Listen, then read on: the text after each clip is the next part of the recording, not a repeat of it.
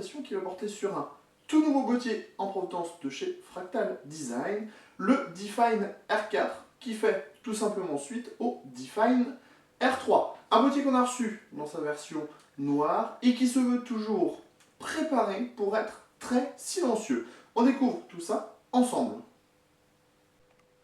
Nous voilà donc en face de ce nouveau Define R4 qui, disons-le assez clairement, reprend bien les gènes du Define R3. On est sur une base au format ATX pour un poids d'environ 12,3 kg. Vous allez le voir, on l'a déjà dit, la philosophie reste à peu près la même entre les différents boîtiers. Par contre, on voit que le boîtier a pris encore un petit peu plus en largeur, ce qui permettra d'avoir plus de place à l'arrière du plateau de la carte mère. À l'avant, on retrouve toujours cette porte en plastique imitation aluminium très bien faite et de bonne qualité, de bonne facture.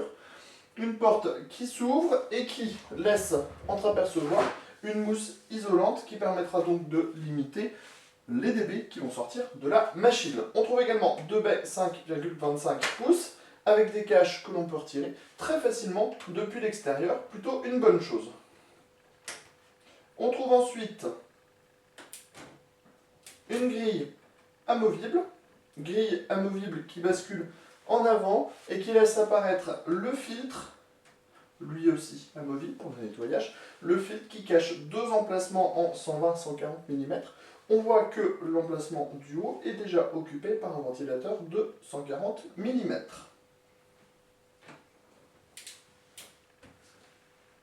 Ici, petite nouveauté, on a une régulation. En haut, on mettra les ventilateurs en 12 volts. Au centre, les ventilateurs en 7 volts. Et en bas, les ventilateurs en 5 volts. Très pratique. Sur le dessus, on le voit, on a une partie des prises additionnelles, mais aussi le power on, le reset et les entrées-sorties audio. Au niveau des prises USB, on trouve deux ports USB 2.0 et deux ports USB 3.0.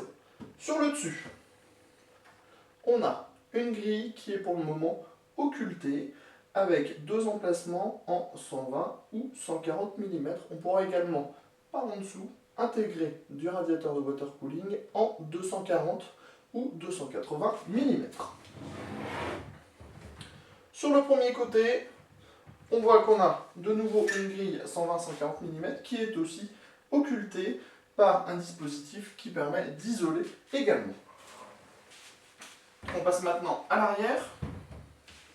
À l'arrière, on a le droit à une architecture plutôt classique que l'on connaît, et c'est tant mieux, avec une petite grille d'aération supplémentaire qui permet de gagner un petit peu en hauteur, ça c'est pour mieux placer les radiateurs de water cooling. On retrouve une grille en 120-140 mm équipée d'un ventilateur de 140 mm, la plaque pour les IO Shield de la carte mère. On trouve ensuite 1, 2, 3, 4, 5, 6, 7 ports d'extension, toujours avec des caches ajourées et blancs. Ici, un port d'extension additionnel. Et enfin, dans le bas, on a l'emplacement de l'alimentation avec un rebord qui est moussé. La porte de ce côté est-elle relativement classique? On va donc ne pas s'y intéresser. On passe sous le boîtier. Sous le boîtier, on a des pieds avec du plastique et du caoutchouc. Des pieds plutôt imposants au niveau de l'épaisseur de caoutchouc à l'arrière, un petit peu plus fin à l'avant où ça devrait faire l'affaire. Et on a également le filtre amovible à destination de l'alimentation, mais aussi d'un ventilateur additionnel en 120-140 mm. L'ouverture du boîtier se fait en retirant des panneaux. On en a deux de chaque côté.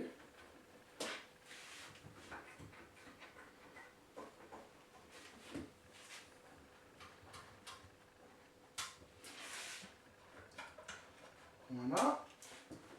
L'ouverture se fait simplement en tirant sur le panneau. Il n'y a pas besoin de forcer outre mesure. À l'arrière du panneau, on a l'isolant Fractal Design à base de goudron qui est relativement fin, qui fait son poids. On sent que la porte est quand même relativement lourde. Et on a ici le dispositif en mousse qui permet d'occulter les différents emplacements additionnels. On trouvera le même type d'emplacement par exemple dans le haut ici. Tout de suite, on découvre l'intérieur du châssis. Sachez que les deux panneaux sont intégralement isolés, tout comme la partie supérieure du boîtier avec ces évents spécifiques que l'on trouve dans le haut, ici et ici. Pour le reste du châssis, vous allez le voir, on est sur une base connue et classique, avec un plateau de carte mère qui propose des passages pour le cable management, avec des ports, des caches en caoutchouc qui tiennent plutôt bien, et beaucoup de dispositifs afin d'installer des colliers à l'arrière du plateau. On a également un accès backplate CPU. Sur le côté, on trouve les deux baies 5,25 pouces, au montage par vis à main. On trouve ensuite deux cages HDD. La première est amovible et permettra de libérer jusqu'à 430 mm pour les cartes graphiques. Sans carte graphique, on sera à 295 mm. Dans ces cages, on trouve des paniers qui sont compatibles SSD et HDD, le tout pour un total de 8 emplacements. On a des patins en caoutchouc pour le montage des disques durs. Le montage des SSD se fera lui à l'aide de vis. On retrouve ici notre ventilateur de 140 mm à l'avant, l'emplacement pour un ventilateur additionnel. Dans le fond du boîtier, on le voit, on a l'emplacement de l'alimentation avec des patins en mousse, le tout est filtré par en dessous, et un emplacement additionnel pour un ventilateur 120-140 mm.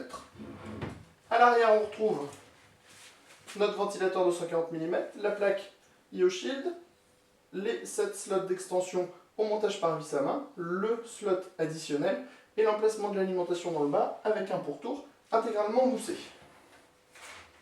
On termine dans le haut, même si on l'a déjà vu, avec les deux dispositifs qui permettent d'occulter les deux emplacements en 120-140 mm. Fractal Design précise bien qu'on pourra, si l'on veut, installer un radiateur de water cooling en 240-280 mm maximum. On remarque également que Fractal Design n'a pas oublié les passages dans le haut pour les câbles, par exemple, d'alimentation pour alimenter le CPU. Au niveau du tarif, on est sur une base de 95 € annoncée. On vous proposera le test très prochainement dans cette journée et on vous dit à très bientôt pour notre avis sur ce boîtier sur cocotte-land.com.